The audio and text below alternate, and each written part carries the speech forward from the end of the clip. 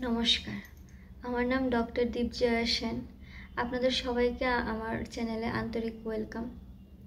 আজকে আমি একটা ইম্পর্ট্যান্ট টপিক নিয়ে আলোচনা করব, স্পেশালি এটা ফিমেলদের জন্য। এটা হচ্ছে ওভারিন সিস্ট। ওভারিতে যে সিস্ট হয় সেটা নিয়ে আলোচনা করব।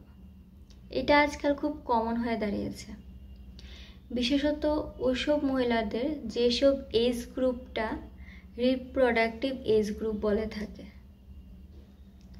তো ভিডিওটা শুরু করার আগে আপনাদের কাছে একটাই রিকোয়েস্ট, আমার চ্যানেলটাকে সাবস্ক্রাইব করে দেবেন আর বেল আইকনটা প্রেস করে দেবেন, যাতে এরকম ইনফরমেটিভ তথ্য যাতে আপনাদের সামনে খুব শীঘ্রই নোটিফিকেশন চলে আসে।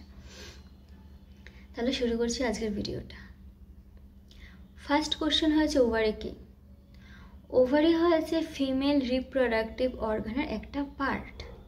এটা ইউটেরাসের দুপাশে থাকে। ফার্স্ট এর কাজ হয়েছে এগ প্রডিউস করে, যেটা প্রতি 28 দিন অন্তর অন্তর রিলিজ হয়। সেকেন্ড হয়েছে এটা ওমেনদের দুটো important hormone oestrogen progesterone produce করে। এটা হচ্ছে ওভারের কাজ। সিস্ট কি? সিস্ট হয়েছে একটা ফ্লুইড বা বাবলস টাইপের স্যাক। এটা দু রকমের হয়, একটা ফিজিওলজিক্যাল, একটা প্যাথোলজিক্যাল। ফিজিওলজিক্যাল যেটা এটা ফাংশনাল সিস্ট, আর প্যাথোলজিক্যাল যেটা এটা non functional cyst. Physiological cyst যেটা, এটা পিরিয়ডের মাধ্যমে এটা বেরিয়ে যায়, ব্লিডিংয়ের মাধ্যমে বেরিয়ে যায়, এটা নিজে নিজে কিউর হয়ে যায়। আর প্যাথোলজিক্যাল সিস্ট যেটা, এটা ঠিক করতে প্রপার মেডিসিনের দরকার পড়ে, আল্ট্রাসাউন্ডের দরকার পড়ে এটা সাইট ডিটেক্ট করার জন্য। তো নন ফাংশনাল সিস্ট যেটা, মানে প্যাথোলজিক্যাল সিস্ট যেটা, এটা কয়েক প্রকার হয়ে থাকে, স্পেশাল 4 প্রকারের। একটা হচ্ছে ডার্ময়েড সিস্ট। ডার্ময়েড সিস্ট কি? এটা টিস্যু দিয়ে তৈরি হয়। আরেকটা হয়েছে এডিনোমা সিস্ট। এডিনোমা সিস্ট যেটা, এটা মিউকাস বা ফ্লুইড দিয়ে তৈরি হয়। আরেকটা হয়েছে এন্ডোমেট্রিওমা সিস্ট। এন্ডোমেট্রিওমা সিস্ট কি? এটা এন্ডোমেট্রিয়াল টিস্যু দিয়ে তৈরি করা হয়। তো সিস্ট অনেক রকমের হয়। তো যেসব একদম সিস্ট আছে খুব ছোট ছোট, ওইগুলি ট্রিটমেন্টের জন্য ডক্টরের কাছে গেলে ডক্টর বলবে ওয়েট করুন, অবজার্ভ করুন আল্ট্রাসাউন্ডের মাধ্যমে। আর যেসব সিস্টগুলির সাইজ ডে বাই ডে এটা বড় হতে থাকে, এটা খুব রিস্কি, কারণ এটা ওভারিতে এটা যখন ফেটে যায় তখন ওভারিতে অনেক এফেক্ট হয়। আর ওভারি সিস্ট হলে কি কি সিমটম হয়? ওভারি সিস্ট হলে পিরিয়ড নর্মালি দেরিতে হবে, টাইমে আসবে না, ইরেগুলারিটি হবে, ব্লিডিং বেশি হবে বা ব্লিডিং কম হবে, পিরিয়ডের সময় প্রচণ্ড পেইন হবে। এরপরে ওভারিন সিস্টের কারণে একটা ওয়েট গেইনের একটা প্রবলেম সব মেয়েরা ফেস করে থাকে, যেটাকে ওবেসিটি বলে। তো এইসব সমস্যা হয়, হেয়ার লস হয়, মোটাপা হয়ে যায়, মুড সুইং হয়, প্রচণ্ড পেইন হয় পিরিয়ডের সময়, এইসব নানা সমস্যা দেখা দেয়। আর এইসব সমস্যা তখনই হয় যখন ওভারিন সিস্ট হয়। কোনো কোনো ওভারিন সিস্টে কোনো সিমটম দেখা দেয় না, বা কোনো কোনো ওভারিন সিস্টে এইসব সমস্যা দেখা দেয়। আর এই যে সিমটম, এই যে ডিজিজ প্রসেসটা একমাত্র ওদেরই হয় যেসব ফিমেলদের এজ গ্রুপটা রিপ্রোডাক্টিভ এজ গ্রুপের মধ্যে পড়ে। মানে যে এজ থেকে পিরিয়ড হওয়া, মেনস্ট্রুয়াল সাইকেল স্টার্ট হয়, এরপর যে এজ গ্রুপে পিরিয়ডটা বা মেনস্ট্রুয়াল সাইকেলটা শেষ হয়, এই যে বিটুইন যে মিডল যে টাইমটা, ওই টাইমের মধ্যে এইসব হওয়ার চান্সেস থাকে। তাহলে এটার রিকভারি কি? এটার কিভাবে এটা কিউর করা যায়? কিছু কিছু সিস্টের ক্ষেত্রে সার্জিক্যাল প্রসেসও দরকার পড়ে। তো এবার বলছি এটা কিভাবে কিউর করা যেতে পারে। ফার্স্টে এটার মেইন সিমটম হচ্ছে মোটাপা। যখন আপনাদের লক্ষ্য করবেন যখন ওভারিয়ান সিস্ট থাকে যেসব মহিলাদের, ফিমেলদের, একটা ওয়েট গেইনের একটা খুব সমস্যা সাফার করে। তো ওটার জন্য ফার্স্ট অফ অল আপনাদের ফাস্ট ফুড বন্ধ করতে হবে। ফাস্ট ফুড, বাইরের তেল জাতীয় খাবার, তেল মশলা ওসব বন্ধ করতে হবে। মানে শুধু মেডিসিন দিলে যে প্রপার ট্রিটমেন্ট হবে সেটা না। ন্যাচারালি যদি কিউর করতে চান তাহলে ন্যাচারালি শরীরটা বানাতে হবে।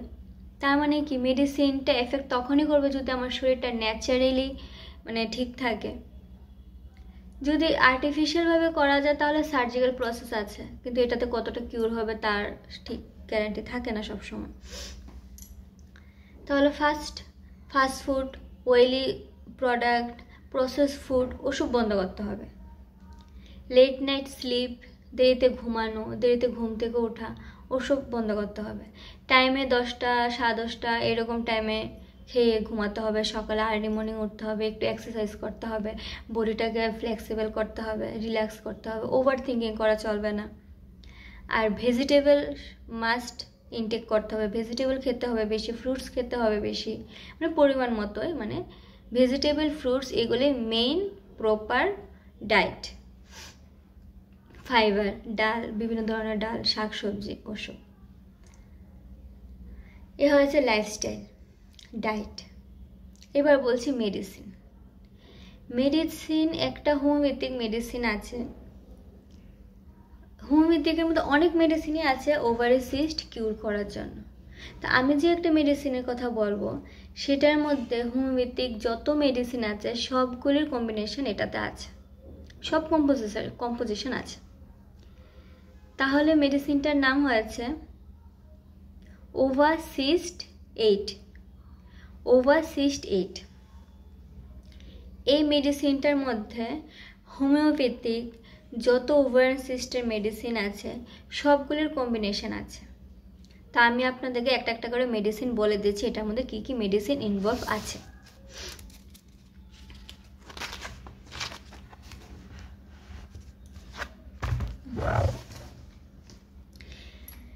এপিস মেলিফিকা আছে, আর্সেনিকাম অ্যালবাম আছে, আয়োডিনাম আছে, লিলিয়াম আছে, কোনিয়াম আছে, মেকুলেটাম আছে, হেপারসালফ আছে, ক্যালকেরিয়াম আছে, বেলেডোনা আছে, প্যালাডিয়াম আছে, ক্যালকেরিয়া কার্ব আছে।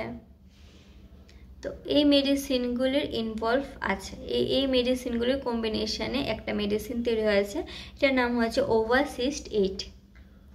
ওভাসিস্ট 8 মেডিসিনটা আমি প্রেসক্রাইব করে থাকি, আর সঙ্গে পালসেটিলা 30 পটেন্সি। তো ওভাসিস্ট 8 যে মেডিসিনটা, ওভাসিস্ট 8, এই মেডিসিনটা 4 বার নিতে হবে, 4 টাইমস দিনে, 10টা কি 15টা ড্রপ করে। সকালে এমটি স্টোমাক, লাঞ্চে বিফোর লাঞ্চ, লাঞ্চের আগে, দুপুরে খাওয়ার আগে, রাতে ডিনারের আগে, আর বিকালে স্ন্যাক্সের আগে, 4 বার এই মেডিসিনটা নেবেন।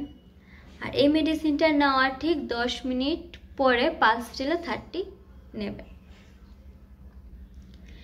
তো এই মেডিসিনটা আপনারা নেবেন, আর পালসেটিলা 30, সঙ্গে proper diet, vegetable, fruits, fibre জাতীয় খাবার, দেন প্রপার লাইফস্টাইল, আর্লি মর্নিংয়ে ঘুম থেকে ওঠা, লেট নাইট স্লিপ না করা, দেরিতে না ঘুমানো, ওভার থিঙ্কিং একদমই চলবে না, সকালবেলা উঠে টুকটাক যোগা করা, ফাস্ট ফুড, প্রসেস ফুড ওসব বন্ধ করতে হবে। এরকম করে আপনারা 3 মাস 4 মাস করে দেখুন।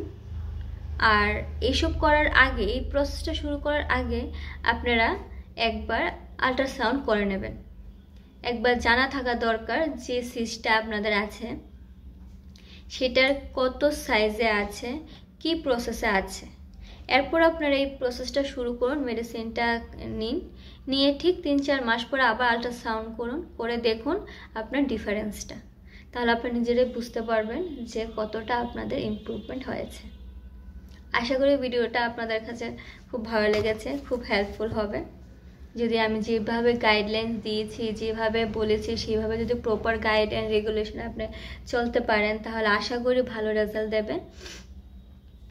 তো আমার ভিডিওটা আপনারা লাইক করবেন, শেয়ার করবেন ফ্রেন্ডস অ্যান্ড ফ্যামিলিদের কাছে।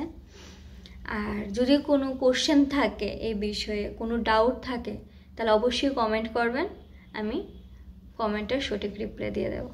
থ্যাংক ইউ, নমস্কার।